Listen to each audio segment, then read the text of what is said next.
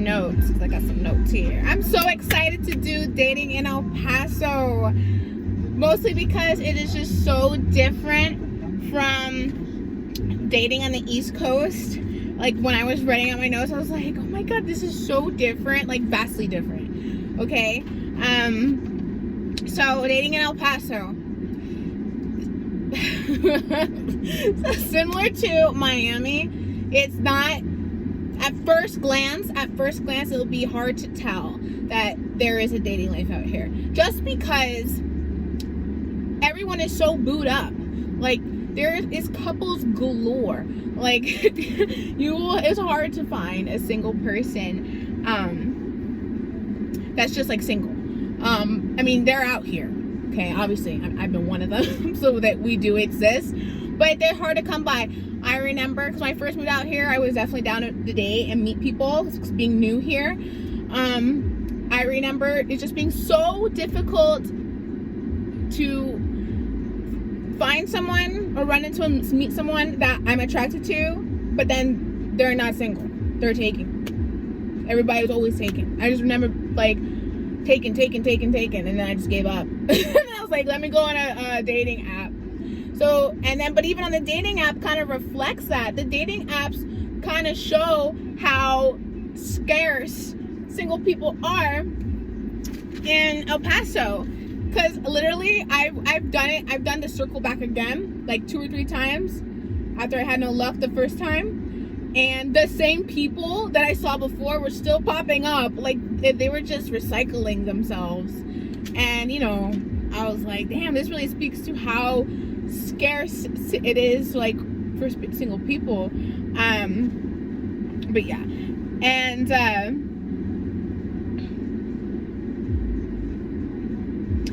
so yeah, on the dating app. And then what else I write? Oh, and so what's funny that, because just the other day I was talking to one of my longtime best friends who's in New Jersey, and she was like, she hit me up and she was like, what are the men like out there? And I said, they're cool. I just think I'm a little too strong for them. And then I'm just laughing because she was thinking the same thing. She was like, oh yeah, I figured that they're pretty probably like passive people out there.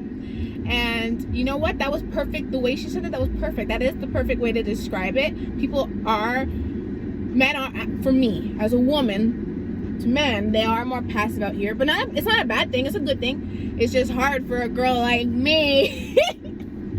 But I've appreciated it because it's helped me calm down a lot. I have wanted to soften, and this living in the South has really helped me with that. But yeah, so. But that speaks to kind of like how I'm going to explain the dating life. The dating life is split into 2, right? So I'll start with the first one off that tidbit of my friend said that men are passive. It speaks to how life here is kind of like people have small town ways, but it's a big city. My employer coined that phrase to me. She said El Paso's a big city, but they've got small town ways. They've got small town behaviors, small town mentality, not in a bad way, like just people like what you would expect from a small town, that's the way of life here, but it's not a small town. El Paso's a big city, and it's a progressive city. It's moving with the times, and it's expanding dramatically. But yeah, so you can split the dating life in El Paso in those 2 types. Category type 1 would be what I write. I wrote that it kind of relays more to the mainstream appearance. However, its true nature reflects the overall vibe of like El Paso, which is a big city in small town ways. And I'll explain that further later. The second type of dating life you could find out here really reflects on, it really runs perpendicular to the Mexican culture. Obviously, we're on the border. Mexico's like a couple feet away from here. You can walk up to the wall and there's Mexico. We're right here on the border, right? So it's obviously Mexican culture is going to dominate here, especially on the east side of town. So dating life there definitely reflects the Mexican Hispanic culture and their way of life. Okay, so we'll start with that one. Actually, we'll start with type 1. So you'll notice when you come out here, you'll notice a lot of machismo ways are very obvious. It's on the forefront, and it's, even though we're in 2022, baby, for whatever reason, it's still accepted, at least as their standard. I mean, as the average person's standard. So with that, when I said how whenever like would be attracted to somebody but they were never single, so we can really play into this area here when I spoke on that. I can't tell you how many times I would try to holler at a dude or a dude will holler at me, and I'm thinking we're vibing, and then find out that he's actually not single. But he's still working it like no problem. Like, you wouldn't be able to tell he had a guilty conscience. He's like, you know, they really have, like, there's an old school thing though too. Like, a lot of other cultures do it, but no other culture does it like the Hispanic culture. Okay? It's have your wife and then get your girlfriend, right? It's that kind of vibe. And then treat your wife kind of like in a machismo way where it's very frowned upon in modern day society. We won't get too into it, but there's that. So I that happened to me a lot. It happened to me like countless times, and even if they don't have a wife or a main chick, they'll still have something going on with someone. No dude is ever, I mean, for the most part, it's hard to find a dude that's just absolutely single and not having something with somebody. Like, they'll have like I don't know, like I don't know. It's hard to explain, but to find a guy that's just strictly single, you know, like, that just doesn't happen. I think that's the case because being that it's a machismo thing and it reflects the Mexican culture, it really speaks to the men's ego, because that's what all machismo is to appease a man's ego. So the more girlfriends you have, the more girl attention you get, it just appeases the ego. So I think that's why that happens. Like, I had my ex coworker I worked with at my old job. He had a whole wife and everything, 3 kids actually, and he was so worried about me. Mind you, this man never touched me, but he had such a crush on me. He tried to get with me so many times, and he had a whole wife. And I told him too, I'm like, dude, you have a whole wife. I'm like, what is wrong with you? And then whatever, that was terrible. And he would still govern me and be territorial over me with other dudes in the workplace, like we had something. Or like he's never even touched me, you know what I mean? Like, and then I never gave him the flirty thing, you know, the flirty routine. Like, I never showed him that I was interested. So I don't know why he was so territorial. But that I know is that the dudes are like that out here. Like, they're quick to be like that with the women that they're interested in, or that they're pursuing, or that they do have something with, or whatever, right? They're quick to be territorial. So with that being said, jealousy is a major contender around these parts. So much so that it just plays into like social storylines. Like, you'll go to a party or something, and then some fight happens because the person who's throwing the parties, their boyfriend, somehow the ex-girlfriend was invited, or the side chick was invited, and then like the novella stories that you see on the TV, that's what happens. And it's all around jealousy. They like to make each other jealous, you know. It's like almost like a sport for them. That's how I feel. That's how I see it. It's almost like a sport. Honey, I've never played the sports, and I got done being entertained by the sports a long time ago. That is not my style. I'm a big girl. I got my big girl panties on, okay? And they are big. Okay? All right. Oh, and another thing regarding this type of dating life here, dudes with the whole machismo and the ego thing, the dudes out here are so quick to throw their homeboy under the bus, all in the name of a woman, or all in the name of getting of a girl's attention. Like, I remember one time I was at Twin Peaks. I took my son out to eat. I love Twin Peaks, right? And I noticed this group of boys over a little afar trying to, well, the one I noticed was kind of being cute with me from a distance or whatever, and the other ones noticed too or whatever. So what happened was they started kind of like playing with him, right? Like dogging him out, like putting him on blast, trying to embarrass him. And yeah, you could say, oh, they're just playing, sure, but that would be the case if it just stopped there. It didn't just stop there. They just kept going and going, and they kept going to the point where they put his business out there all loud for everyone to hear. They were saying, oh, Mari, I miss Mari so much. And then they were like, and then they got to a point where they were like, she doesn't want you, dude. She's over there with her son. Are you crazy? You can go up to her. Well, she has her son right there. And I'm like, oh my God.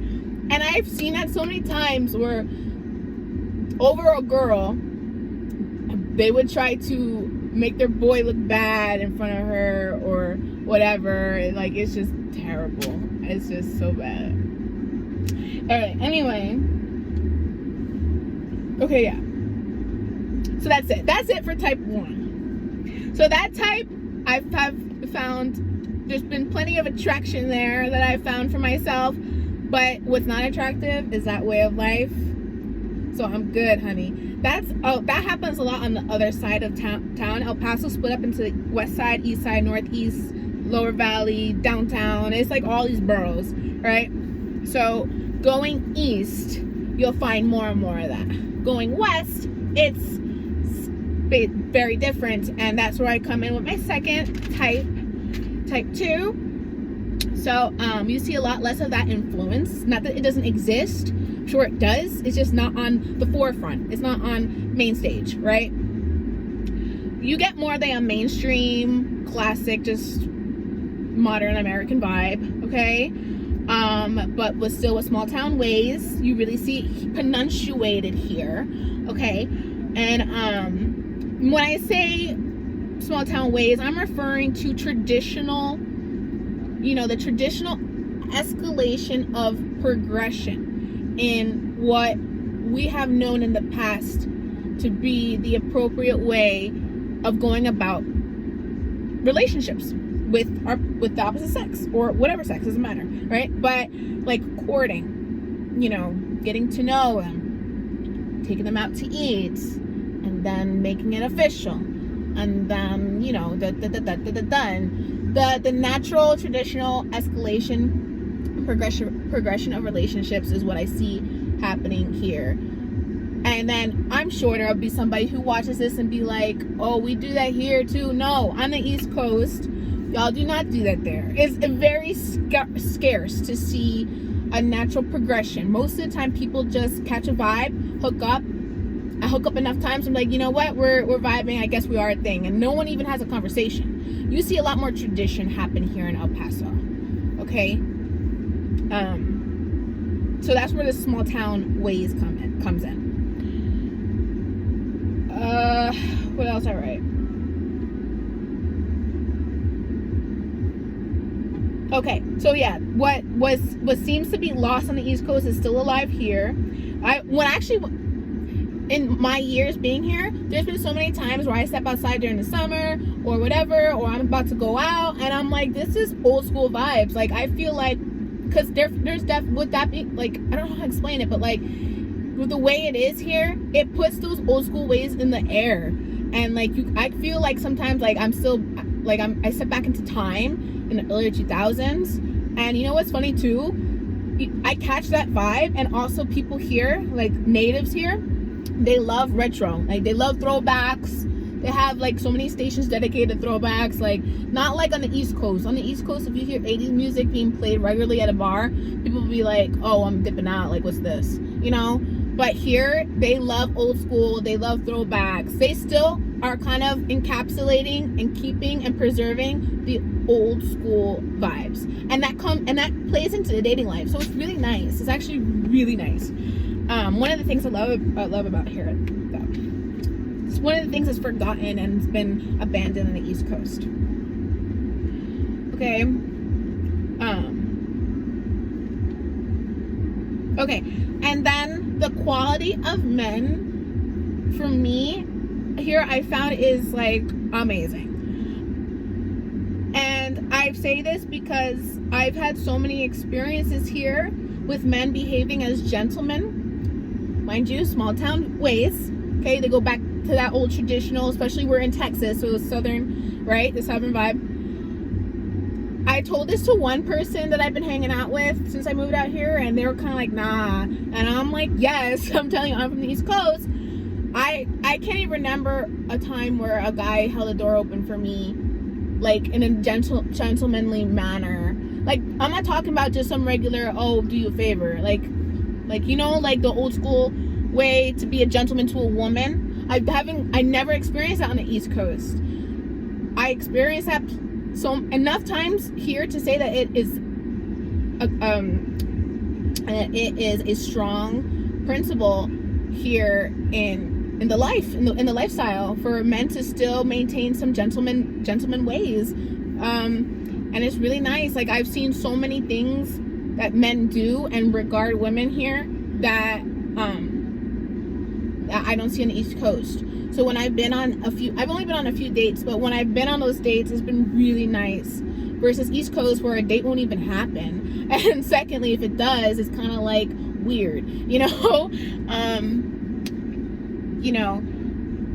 Because it's kind of like, yeah, I don't even want to get into that. But on the flip side, there is a negative to it. I mean, just as nice as it is that the guys treat their women here a lot better than what I've seen on the East Coast. Not that men on the East Coast treat them bad, it's just they lost that touch, you know? We don't have that gentleman touch. But I'll say women on the East Coast have lost that womanly touch too. So it goes hand in hand, right? It goes both ways.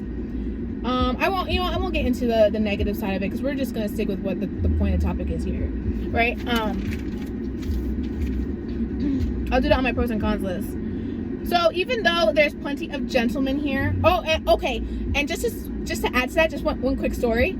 I had an experience where this guy was following me, and all these dudes, like, I didn't even know that they were looking out for me, but I turned around and I hear them barking at the guy that was following me, and they, like, you know, they got him in the corner, they got him checked, like, he's checked. And I was like,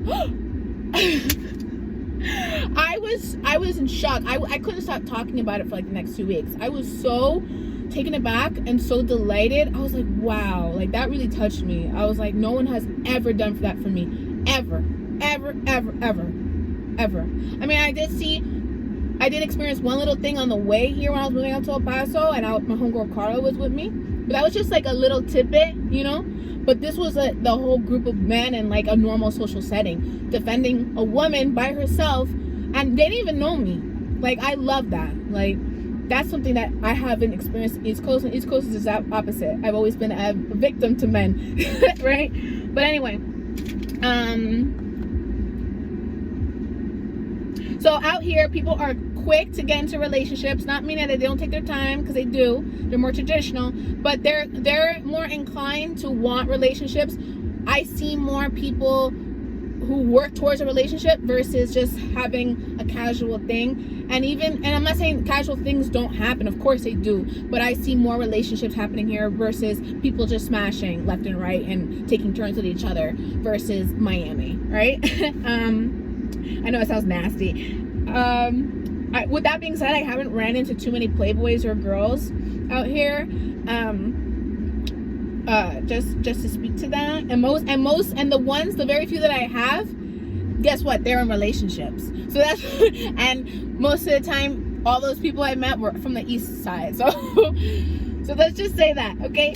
I'm still learning El Paso. You know, I've been here through COVID, and COVID is finally lifted. I'm starting to see El Paso come around to what it must have been in its glory day, right before COVID. So I'm still learning El Paso, but this is what I've learned so far, right? There's very few, and the few people that I have met that are single and serial singles like myself, they are usually tough eggs to crack. They're far and few in between, and they're tough people to crack, like myself. And they are total loners, like myself. So that's that. I'll just get into a quick timeline of what my dating has been out here. When I first moved out here, I was talking to somebody, but he was in upstate New York, so I quickly ended. Like I said, it was hard to meet people who are actually single in the real world, so I went to a dating app, and I met on a dating app. I met one person in real life, but it was like quick, and I never saw him again. And it was just like for a drink, and they left. It was a weird situation. And then I made a connection with someone on the app, and we were talking for a while, and he finally asked me out, and that went sour. That went south. We ended up never seeing each other, and I ended up having to apologize for cutting him off so aggressively, but that's the East Coast thing. And I saw that really hurt him, so I apologized. But we didn't pick it back up after that. And then soon after that, I was driving Lyft at the time as like a side gig. I met this one local. He's not native, but he spent most of his life here, the majority of his life here. He was Mexican. And we hit it off immediately in the car. We were vibing, and I know it sounds great. And he asked me if I wanted to hang out, so I said sure. So we hung out. So I just got off the clock and we started hanging out. And then from there, the rest is history. But we hung out for at least a month and a half or 2 months, and then we hooked up.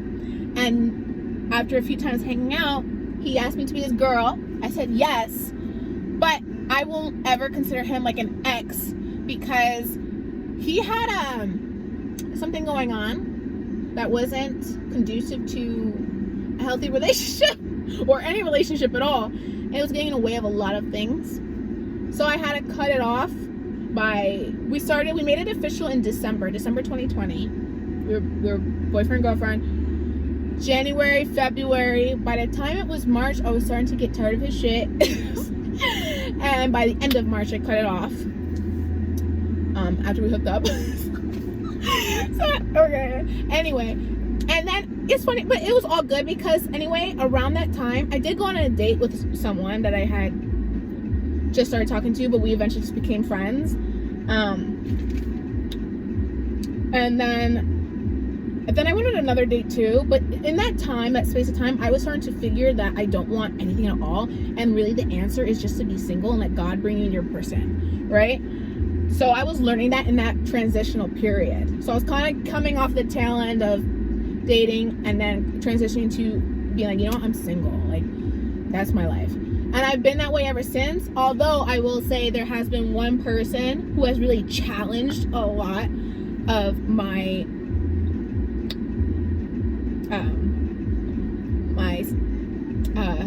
whatever, you know what I mean.